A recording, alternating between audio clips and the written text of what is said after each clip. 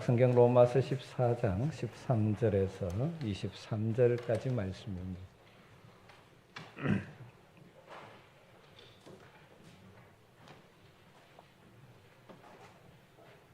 말씀을 한 절씩 교독하겠습니다. 그런즉 우리가 다시는 서로 비판하지 말고 도리어 부딪힐 것이나 거칠 것을 형제 앞에 두지 아니하도록 주의하라.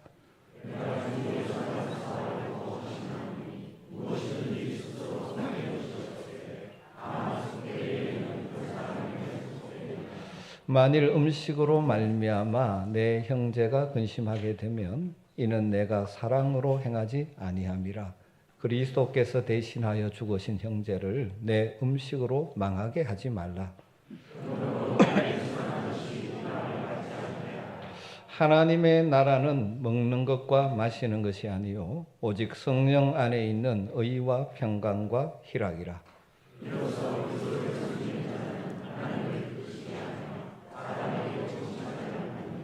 그러므로 우리가 화평의 일과 서로 덕을 세우는 일을 힘쓰나니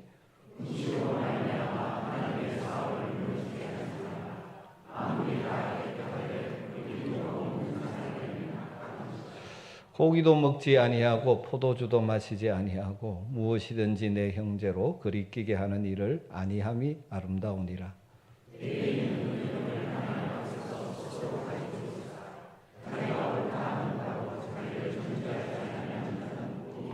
같이 읽죠. 의심하고 먹는 자는 정죄되었나니 이는 믿음을 따라 하지 아니하였기 때문이라.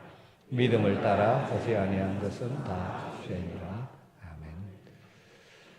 지미 카터 전 미국 대통령이 퇴임한 후에 열정적으로 봉사했던 사역 가운데 하나가 헤비타트 사역, 우리식으로 보면 사랑의 집짓기 사역이었습니다. 집이 없어 곧 힘들어하는 자들에게 집을 지어주는 사역이죠. 꽤 오래전에 한국에서 사역팀이 와서 헤비타트 사역을 한 적이 있습니다. 지미 카터 전 대통령도 왔었죠. 그래서 한 기자가 망치를 들고 못을 박으며 집 짓는 일을 하는 카터에게 이 일을 하는 소감을 물었을 때 그가 이런 대답을 했다고 합니다. 나는 한 채 집을 지을 때마다 단순한 건물이 아니라 한 사람의 인생이 세워지는 것을 보고 있습니다. 집이 없어서 참 힘들어하는 자들에게 집을 지어줌으로 그 사람의 인생을 지어주는 가치 있는 사역을 지금 하고 있다. 그런 의미가 되겠죠. 여러분, 우리가 다 이 헤비타트 사역을 해야 되는 것은 아니지만 우리 하나님의 백성들은 우리의 삶의 현장에서 하나님께서 만나게 해준 우리의 주변 사람들의 인생을 세워주는 복되고 가치 있는 삶을 살아야 하는 것은 분명합니다. 여러분 어떻습니까? 여러분 지금 여러분의 주변 사람들의 인생을 세워주는 삶을 살고 있으십니까? 그런데 우리 연약한 또 자기중심적인 우리는 종종 다른 사람의 인생을 세워주는 것이 아니라 오히려 상처 주고 허물고 무너뜨리는 실수를 범할 때도 있는 것 같습니다. 오늘 우리가 이 말씀에서 발견할 수 있는 하나님의 말씀의 원리 가운데 하나는 하나님의 백성인 그리스도인들이 교회를 이루어 함께 신앙생활하는 중요한 이유 가운데 하나가 바로 서로의 인생을 세워주기 위해서라는 것입니다. 로마서 14장과 15장에서 다루는 이 내용의 배경은 지난주에 간단하게 말씀을 드렸습니다. 좀 단순화시켜서 말씀드렸습니다만은 로마 교회 안에 갈등이 있었죠. 유대교 배경을 가진 그리스도인들과 유대교 배경이 없는 이방인의 그리스도인들이 음식 문제와 음식법 문제와 절기 문제로 인하여 서로 갈등하고 있었기 때문에 바울 사도는 그 문제는 신앙의 본질적인 문제가 아니라 신앙의 견해 차이에 해당하는 신학적으로 아디아포라, 이래도 좋고 저래도 좋은 문제인데 그걸 가지고 자기 입장을 가라 다른 사람을 비판하거나 업신여기지 말고 서로 받으라라고 그렇게 권면했습니다. 오늘 본문은 계속해서 이 문제를 다루어 가면서 한 단계 더 나아가고 있습니다. 오늘 본문에 있어서 가장 중요한 핵심은 19절이라고 저는 생각합니다. 그 끝부분에 보면 서로 덕을 세우는 일에 힘쓰라 하는 것입니다. 서로 덕을 세우는 일에 힘쓰나니 우리는 서로 세워주는 삶을 살아야 합니다. 4절에서도 연약한 자들이 주님에 의해서 세움을 받는다라는 표현도 있죠. 여기 세운다라고 번역한 단어 헬라가 오이코도메라는 단어입니다. 두 단어가 결합된 것입니다. 오이코는 헬라로 오이코스, 집, 가정이라는 뜻이고 도메라는 것은 도메오, 세운다는 것입니다. 여러분, 우리가 함께 신앙생활하는 성도들 간에 서로 격려하고 아름다운 관계 속에 서로 섬기는 것은 그 사람의 집, 인생을 세워주는 일과 같다. 그런 의미로 우리는 이해하면 좋을 것 같습니다. 여러분, 우리의 말과 행동, 서로를 향한 말과 행동이 서로의 인생의 집을 세워주는 하나님의 도구가 되었으면 얼마나 좋겠습니까? 그런데 종종 보면 어떤 사람은 이웃에 대해서 말하는 것이나 행동하는 것을 가만히 보면 마치 그 사람은 그 이웃을 파괴하는 역사적 사명을 띠고 태어난 사람처럼 행동합니다. 여러분, 우리는 그렇게 살아서는 안 되죠. 우리가 다 자기중심적이기 때문에 그러기가 쉽기 때문에 오늘 다시 한번 우리의 삶을 돌아보면서 특별히 하나님의 부르심을 받은 자로서 나는 우리 주변 사람들의 인생을 허무는 자인가 세우는 자인가를 다시 한번 점검했으면 좋겠습니다.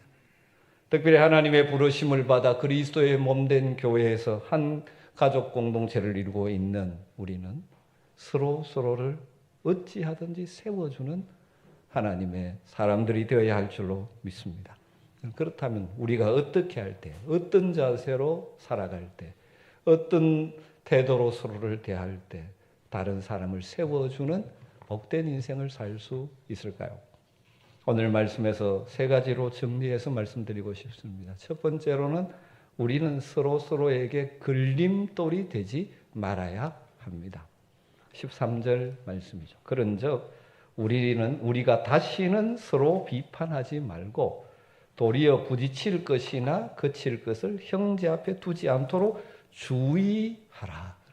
우리가 서로 세우는 인생을 살려면 주의해야 할 것이 있습니다. 뭘 주의해야 됩니까? 서로 비판하지 말아야 되죠. 이것은 이미 앞에서 언급했습니다. 성도들은 진리가 아닌 문제로 인해서 서로 의견이 다르다고 해서 서로 비판하지 말아야 합니다. 자신이 볼 때 다른 성도의 믿음이 연약한 것 같아 보이더라도 결단코 업신여기지 말아야 합니다. 왜 그래야 된다고 앞부분에서 말씀하셨습니까? 부족하지만 우리 모두를 하나님께서 받아주셨기 때문입니다. 하나님이 받아주셨는데 우리도 서로 받아야 하는 것이죠. 그리고 또 한 가지 이유는 정확하게 판단하실 분은 하나님밖에 없기 때문이죠. 우리의 판단은 항상 틀릴 가능성이 많기 때문입니다. 그리고 또 한 가지는 우리는 한 피바다 한 몸 이룬 형제이기 때문입니다. 비판하지 말라는 말을 다시 한번 언급하면서 오늘 좀 더 한 단계 더 나가서 실천할 것에 대해서 명령하고 있죠. 도리어는 영어로 but, 그러나 그렇게 하지 말고 부딪힐 것이나 그칠 것을 형제 앞에 두지 않도록 주의하라. 누가 걸어가는데 그 앞에 부딪힐 것을 갖다 놓는 것과 같은 그런 삶을 살지 말라는 것이죠. 비판하지 않는 자리에서 더 나아가라는 것입니다. 특별히 어쩌면 이 말씀은 소위 스스로 믿음이 강하다라고 생각하는 자들에게 주는 교훈입니다. 왜냐하면 그 당시 배경으로 돌아가 보면 믿음이 강한 자들, 예수 그리스도 안에서 우상은 아무것도 아니라고 생각하기 때문에, 그리고 예수 안에서 모든 일이 성취되었다는 것을 알기에 먹는 것이나 구약의 절기를 지키는 것에서 자유로운 사람들, 소위 믿음이 약한 자들, 음식을 가려 먹어야 한다고 생각하고 절기를 지키지 않으면 힘들어하는 자들, 이들에게 걸림돌이 되기 쉽다는 것입니다. 그래서 15절에 뭐라고 말씀합니까? 만일 음식으로 말미암아 내 형제를 근심하게 되면 이는 내가 사랑으로 하지 아니함이라. 그리스도께서 대신하여 죽으신 형제를 내 음식으로 망하게 하지 말라. 그렇게 말. 사실 우리는 이게 먹는 문제 가지고 이렇게 서로 갈등할 배경을 가진 사람들은 아니지만 초대 이 로마 헬라권에서는 이게 굉장히 문제죠. 왜냐하면 특별히 고기는 대부분 우상 신전에서 제사 가운데 사용하고 시장에 나온 경우가 많기 때문이죠. 그걸 먹는 것이 우상 숭배가 아니냐라는 생각을 하기 그런 생각을 가진 자들이 또 있게 되는 것입니다. 그런데 이제 이 일로 인해서 서로에게 거침이 된다는 것은 형제를 근심하게 만드는 것이라는 거죠. 그리고 근심하게 만들면 결과적으로 그 형제를 망하게 하는 결과를 가져올 수 있다는 거죠. 자신은 신앙 양심상 먹어도 된다고 생각하고 마음대로 자유롭게 먹을 때 그 음식 먹는 것을 보고 양심에 걸리는 사람들은 근심하게 되는 것이죠. 그리고 시험에 빠지는 것입니다. 어떻게 먹을 수 있느냐? 나도 먹어도 되느냐? 찝찝하고 여러 가지. 그런데 결과적으로 그 신앙생활, 그 형제 신앙생활을 무너지게 만들 수가 있다는 것이죠. 그래서 아주 강력하게 말하죠. 이는 내가 사랑으로 행하지 아니함이라. 사랑으로, 그 형제를 사랑함으로 하는 것이 아니라는 것이죠. 그러면서 뭐라고 말합니까? 그리스도께서 대신하여 죽으신 형제인데 그 음식 때문에 그를 망하게 해서 되겠느냐? 그렇게 지금 이야기하고 있는 것입니다. 그래서 21절에 고기도 먹지 아니하고 포도주도 마시지 아니하고 무엇이든지 내 형제로 그리끼게 하는 일을 아니함이 아름다우니라. 그리끼게 하는 일을 하지 말아야 된다. 믿음 형제들에게 걸림돌이 되지 말아야 한다는 것입니다. 왜 그러냐면 23절에 이렇게 말씀하죠. 의심하고 먹는 자는 정죄되었나니 이는 믿음을 따라하지 아니하였기 때문이라. 믿음을 따라하지 아니한 것은 다 죄니라. 왜 믿음이 강한 자가 자기의 양심을 따라 자유롭게 먹고 마시는 것이 믿음이 연약한 자들의 걸림돌이 되는지를 지금 설명하고 있는 것이죠. 소위 믿음이 강한다고 생각하고 먹는 일에 자유하다고 생각하고 마음대로 이것저것 먹고 마시면 믿음이 약한 자들도 따라하게 되는데 따라하면서 마음속에는 늘 뭐가 있으면 이걸 먹으면 죄가 아니냐, 이걸 먹으면 하는 그런 의심을 가지고 먹게 되면 그게 바로 죄를 짓는 것이고, 그래서 믿음으로 따라하지 않는 것이기 때문에 죄가 되게 된다는 것입니다. 정리하면 핵심은 그것입니다. 다른 형제들에게 걸림돌이 되지 말아라. 그것 때문에 다른 형제가 근심하게 되고 신앙생활이 무너지게 되고 죄짓게 해서는 안 된다 하는 것입니다. 그리고 이것에서 조금 더 한 걸음 더 나아가서 두 번째는, 그렇기 때문에 우리는 믿음의 형제를 위해서 내 자유와 권리를 절제할 줄 알아야 한다는 것입니다. 이게 성숙한 신앙이라는 것입니다. 오늘 말씀이 강조하는 또 한 가지는 우리에게 그렇게 할 수 있는 자유가 있다 할지라도, 자유가 있다 할지라도 모든 것이 가하지만 유익한 것이 아닐 때가 많습니다. 내게 그런 권리가 있다 할지라도 그것 때문에 믿음이 약한 또 다른 사람에게 걸림돌이 된다면 우리는 우리의 자유를 절제하고 사용하지 않아야 한다는 것입니다. 그것이 성숙한 신앙의 태도라는 것입니다. 종종 교회의 여러 가지 간섭에 대해서 좀 거부감을 가진 사람들, 신앙의 원리로 그거 매일 필요가 없는데 왜 그러냐 하면서 자유롭게 막 오히려 행동하는 경우가 종종 있습니다. 특별히 젊은 시절에 그러기가 쉽습니다. 어제 청년부 제자훈련 그리스도의 주재권을 하는데 한 친구가 이제 그 이야기를 하다가, 그래서 중고등학교 시절에 뭐 이것도 먹고 이것도 하고 뭐 그렇게 했대요. 그러면서 오히려 계몽하고 싶었대요. 왜 거기에 매여 있느냐. 그런 식의 생각, 사고를 가지는 분들이 있습니다. 왜 신앙의 핵심 문제가 아닌데 그것 가지고 뭐 그러느냐. 여러분, 그런데 중요한 것은 무엇입니까? 서로에게 덕을 세우는 것입니다. 그렇기 때문에 내게 자유가 있고 권리가 있다 해도 절제할 줄 아는 것이 성숙한 신앙인 것입니다. 14절에 이렇게 말씀하죠. 내가 주 예수 안에서 알고 확신하노니 바울이 확신한대요. 뭘 확신하느냐? 무엇이든지 스스로 속된 것이 없어되 다만 속되게 여기는 그 사람에게 속돼. 음식 어떤 것이 속되고 그런 것이 없어요. 그런데 그걸 속되게 여기는 자에게는 속된다는 거죠. 다르게 말하면 마음의 가책을 받으면서 먹고 마시면 그건 부정한 것이 된다는 거죠. 20절에 만물이 다 깨끗하되 그리낌으로 먹는 사람에게는 악한 것이니라. 23절에 의심하고 먹는 자는 정죄가 되었나니. 이 초대교회 로마뿐만 아니라 또 고린도 교회에도 그런 말씀이 나옵니다만은 고기를 먹는 문제로 인해서 늘 갈등이 생깁니다. 아까 잠깐 언급했지만 왜냐하면 우리하고는 상황이 전혀 다른 것이죠. 그 시대는 고기가 귀한 것이고 특별히 다는 아니지만 시장에 나오는 많은 고기는 우상 신전 제사에서 사용되고 나온 것입니다. 그러니까 이제 믿음이 소위 강한 자는 우상은 아무것도 아니고 진짜 신은 하나님밖에 없는데 뭘 그걸 먹는 게 걸림돌이 되냐? 자유롭게 먹을 수 있다. 그런데 어떤 사람들은 우상 신전에서 나왔는데 그걸 먹으면 우상 숭배와 연결되지 않을까라는 두려움이 있는 것이죠. 그러니까 이 먹는 문제가 신앙의 자기의 수준에 따라서 갈등이 생기는 거죠. 그런데 소위 믿음이 강한 자는 내 자기 자유를 마음대로 행사하기 때문에 소위 믿음이 연약한 자들이 그것 때문에 시험을 드는 거죠. 저 사람 마음대로 먹으니까 나도 먹어도 되나?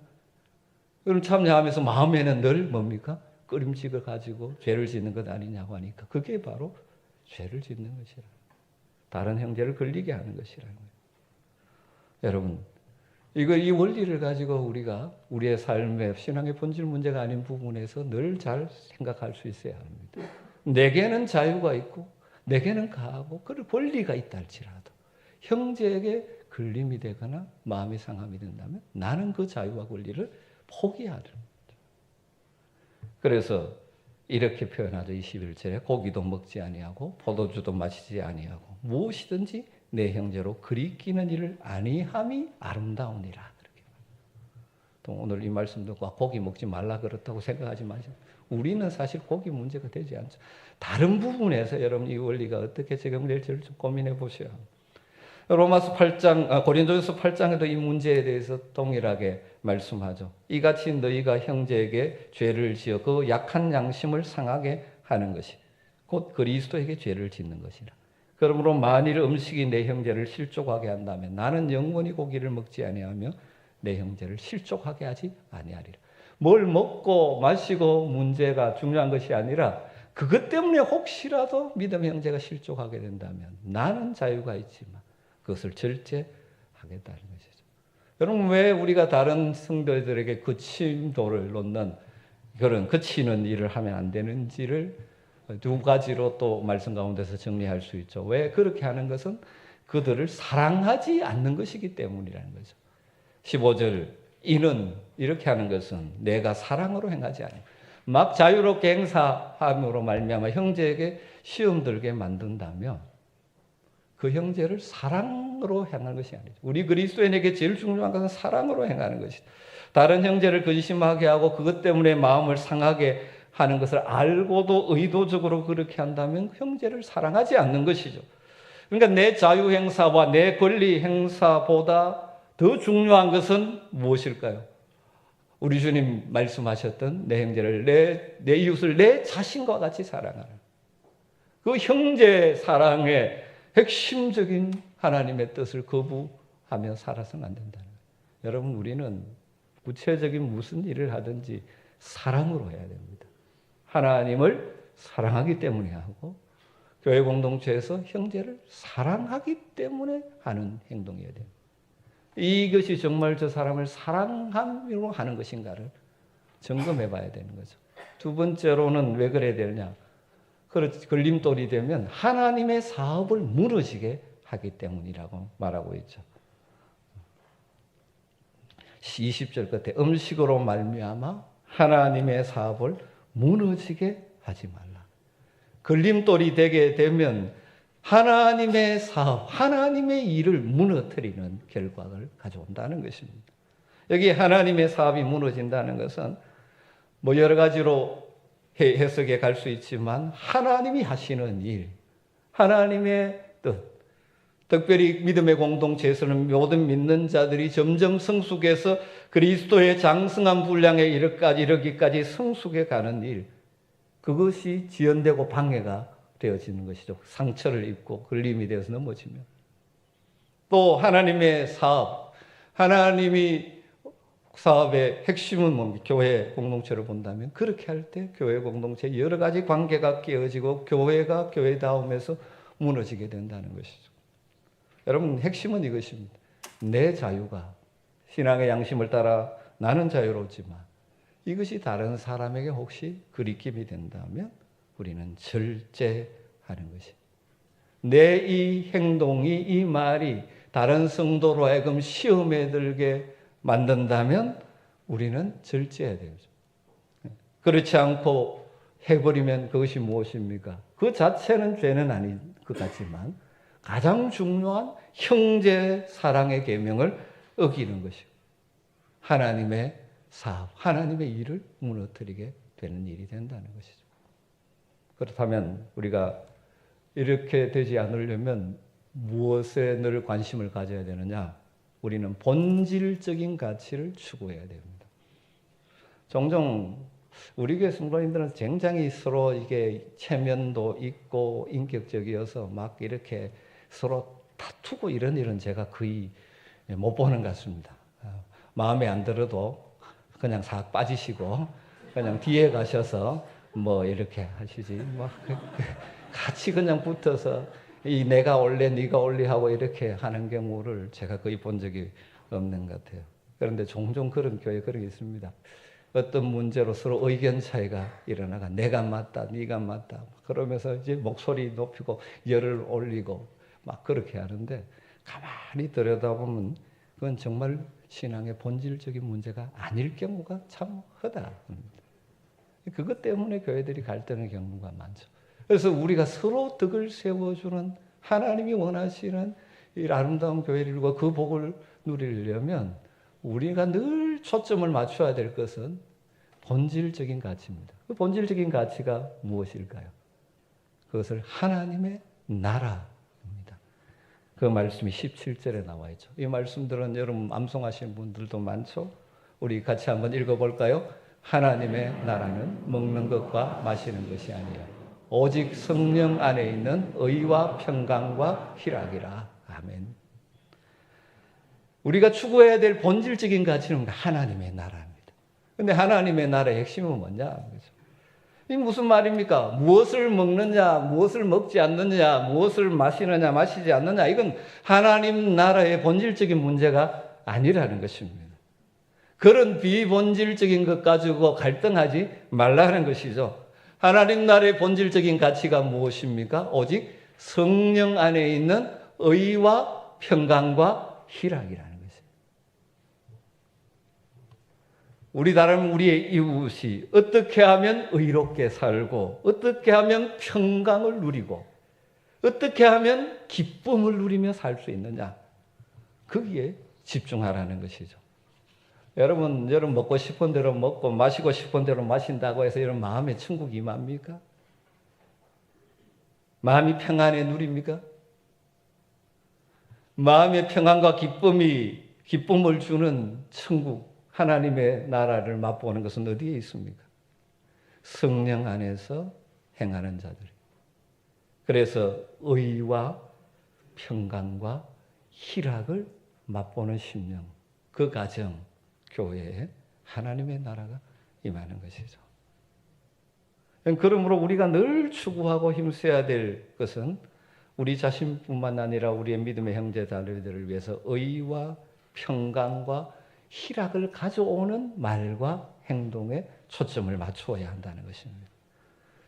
우리는 의 그러면 뭐 자꾸 사회 정의 이런 거 생각합니다. 그것도 의입니다만은 의의 본질적인 것은 하나님과의 바른 관계입니다. 하나님과의 바른 관계. 늘 하나님과의 바른 관계. 그래서 바른 관계에 있으면 그 하나님의 뜻을 따라 의롭게 살 수 있게 되어지죠. 또 하나님과의 바른 관계가 제대로 세워진 자는 항상 뭐로 갈 수 있습니까? 형제들과 바른 관계를. 그렇게 의가 이루어질 때 관계 속에 뭐가 있습니까? 평강이 있습니다. 평화가 있습니다. 그 평화가 있을 때 하나님 주시는 기쁨이 있죠. 의가 사라지고 관계가 깨어지고 평강이 사라지면 기쁨이 사라질 수밖에 없지 않습니까? 하나님과의 올바른 관계와 형제들과의 의로운 관계를 통해서 우리는 마음의 평화를 소유하게 되고, 그리고 평강을 누릴 때 우리에게 기쁨이 주어지는 것이죠. 이것은 어디서 이루어지냐? 성령 안에서 이루어져요. 성령 안에서 이루어진다는 것은 성령의 다스림을 받을 때, 성령의 통치를 받을 때, 성령의 인도함을 따를 때, 성령이 주시는 마음을 따라 행동할 때. 다른 반대가 뭡니까? 육체의 욕심을 따라, 내 욕심을 따라 행할 때 불의가 생기는 것이고, 그죠? 관계의 평강이 깨어지는 것이고, 기쁨이 결과적으로 사라지는 것이고, 늘 하나님의 나라, 하나님의 다스림을 받는 것. 그러기 위해서 어떻게 해야 됩니까? 우리가 하나님의 나라를 맛보며 살아가야 되는데, 그러기 위해서 형제를 위해서 내 자유를 절제하고 서로에게 걸림돌이 되지 않고 서로를 세워주는 복된 삶을 살아야 하는 거예요. 여러분 어떻게 살아오셨습니까? 정말 여러분 때문에 세움을 받은 사람들, 심지어 자녀들의 인생을 세운다고 하면서 자녀들의 인생을 무너뜨리는 불행한 부모들도 있지 않습니까? 여러분 관계 속에서 여러분 때문에 힘을 얻고 세움을 받은 사람들이 있습니까? 아니면 여러분 때문에 상처 입고 신앙의 이 자리에서 뒤로 물러가 버린, 그렇지 않으면 교회에서 상처 입고 나오면 신앙생활이 병들어져서 하나님이 원하시는 그 하나님의 일들이 무너지는 일들이 일어나죠. 오늘 말씀에서 오늘 헤비타트 운동, 사랑의 집짓기 운동으로 시작했는데 결론도 이야기를 하면서 마무리하고 싶습니다. 원래 이 헤비타트 사랑의 집짓기 운동을 시작한 사람은 밀라드 풀러라는 분입니다. 원래 변호사이자 사업가였는데 이분은 이미 28세의 나이 때 백만장자가 되었습니다. 그래서 남부를 것 없이 아주 풍요로운 삶을 살았던 자입니다. 아마 능력도 있었을 것이고 그것을 위해서 아마 집중하며 일하며 살았겠죠. 부를 위해서. 그런데 어느 날 갑자기 사랑하는 아내가 이혼을 선언하고 떠나겠다고 말합니다. 깜짝 놀라서 이분이 아내에게 물었습니다. 왜 그러냐고. 그 아내의 대답이 이것입니다. 당신은 보니까 돈이 전부인 줄 알고 사는 당신의 인생에 내가 환멸을 느낀다. 그렇게 산 거죠. 돈 버는데 너무 집중해서. 돈이 전부인 줄 아는 당신의 인생에 내가 환멸을 느꼈다고 대답하더라고요. 굉장히 충격을 받고 이 사건을 계기로 이분이 진지하게 신앙을 찾기 시작했고 가치 있는 삶이 무엇인지를 고민하기 시작했다고 합니다. 그러면서 조금씩 바뀌어 가는데 특별히 미국 조지아주의 클래런스 조던 박사가 이끄는 코이노니아 농장, 코이노니아가 이제 나눔, 섬김 이런 거죠. 함께 모여서 공동체를 이루며 신앙 안에 사는 그 함께 농장하는 것이었던 것 같습니다. 거기에 방문하면서 인종을 초월해서 하나가 되어 함께 행복에 살아가는 그 신앙 공동체의 모습을 보고 큰 감동을 받고 돌아왔다고 합니다. 그래서 돌아오는 즉시 아내에게 내가 이때까지 이렇게 잘못 살았다. 용서해달라. 아내에게 용서를 구하고 자기 재산을 정리하기 시작합니다. 자기의 살던 집 그리고 기본적으로 필요한 것들을 제외하고 다른 재산들, 고급 자동차, 보트, 자가용 비행기 이런 것들을 모두 팔아서 하나님이 그에 주신 마음을 따라 주택이 자기 집이 없어서 고통하는 자들을 위해서 집을 지어주는 사역을 시작하게 되었습니다. 그러면서 많은 마음을 같이 하는 사람이 모여지면서 이 사랑의 집짓기 운동이 시작된 것이죠. 그래서 그 많던 재산은 사라졌지만 진짜 행복을 찾고 참으로 참된 가치를 찾았다고 이분이 이제 고백을 한 것이죠. 그래서 이 밀라드 풀러는 미국에서 가장 가치 있는 일에 헌신한 사람들에게 수여하는 자유의 메달을 받았고 마틴 루터킹 인도주의상을 수상하기도 했다고 합니다. 한 헤비타트 관계자가 이 헤비타트 운동을 시작한 밀라드 풀러의 생애를 이렇게 정리해 놓았습니다. 이렇게 그분의 생애를 이런 말로 정리를 했습니다. 그는 욕심을 버려 하나님을 만났고 물질을 포기하고 가치를 발견했고 특권을 포기하고 행복을 얻었으며 자신을 버려 이웃을 찾았고 쾌락을 잃어버리고 영향력을 남길 수 있었다. 그렇게 이분의 생애를 정리해 놓았던 것이죠. 여러분 어떻습니까?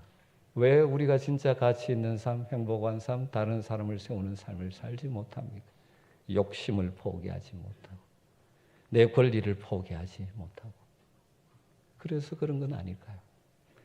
저는 이 글을 읽으면서 그런 생각을 했습니다. 이분의 삶은 우리 주님 예수 그리스도를 닮은 삶이 아닐까. 그럼 우리 주님의 일생이 무엇입니까? 아마 그 글을 찍고 싶어서 이 카메라를 드는 분이 있으니까 계속 좀 글을 떼어주시죠.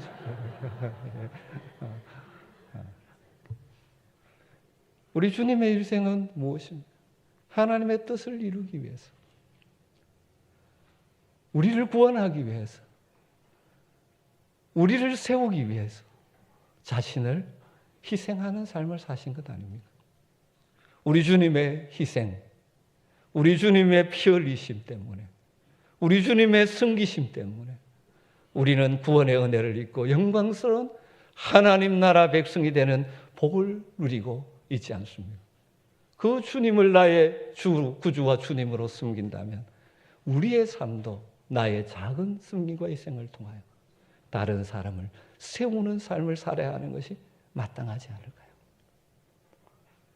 그럼 우리 모두가 밀라드 풀러가 될 필요는 없죠. 우리 가운데 백만장가도 없습니다. 하나님 특별히 그에게 주신 그 도전이었고 그게 순종한 삶이었죠. 중요한 것은 무엇입니까? 하나님께서 우리에게 허락하신 우리의 삶의 자리에서 만나게 하는 사람들을 어떻게 하든지 우리의 섬김을 통하여 세우는 인생을 사는 것이어야 한다는 것이죠. 여러분, 다른 성도를 세우기 위해서 나 자신의 자유도 권리도 절제하고 포기할 줄 아는 삶을 사는 것. 그리고 믿음 안에서 형제이기에 하나님께서 사랑하시는 존재이기에 그들을 존중하며 사랑의 마음으로 우리가 건네는 우리의 따뜻한 말 한마디, 사랑을 담은 정겨운 악수, 충보의 기도, 소리 없는 미소, 지속적으로 변함없는 관심, 이런 것들이 비록 작은 것 같지만 우리의 주변 사람들의 인생을 회복시키고 세우는 하나님의 도구로 사용될 수 있을 줄로 믿습니다. 우리가 대단한 것 해야 되는 것 아닙니다. 그러나 분명한 것은 우리의 말과 행동과 우리의 삶을 통하여 우리 주변의 사람들을 하나님의 사람으로 세우는 일에 쓰임받을 수 있으면 참 좋겠습니다. 여러분, 다시 한번 여러분 스스로를 오늘 이 말씀 앞에서 돌아보십시오. 내가 지금까지 내 주변의 사람들을 세우는 인생을 살았는지, 혹시라도 그들에게 아픔을 주고 상처를 주고 무너지게 하는 삶을 사는 잘못은 없는가? 우리가 부족하지만 날마다 성령의 도우심을 덧입어서 하나님이 허락하신 여러분의 일터 속에서 여러분이 할 수 있는 희생과 작은 섬김을 통하여 다른 사람들을 세우는 일에 쓰임받는 고귀한 하나님의 사람들이 되시기를 주의 이름으로 축원합니다. 그리고 우리 교회 공동체가 서로를 세워주는 하나님의 나라를 맛보게 되는 교회로 함께 세워가는 일에 우리 모두가 수임받기를 간절히 소망합니다. 기도하겠습니다. 하나님 감사합니다.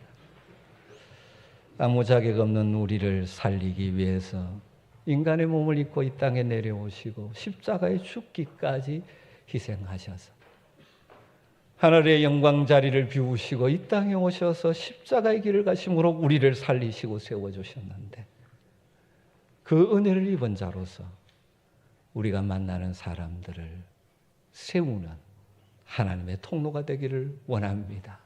우리는 연약합니다. 날마다 성령님 힘도 주시고 지혜도 주시고 믿음의 결단도 주셔서 내 권리와 내 자유를 절제하며 믿음이 연약한 자들을 세우는 일에 쓰임받는 복된 성도들 되게 하여 주시옵소서.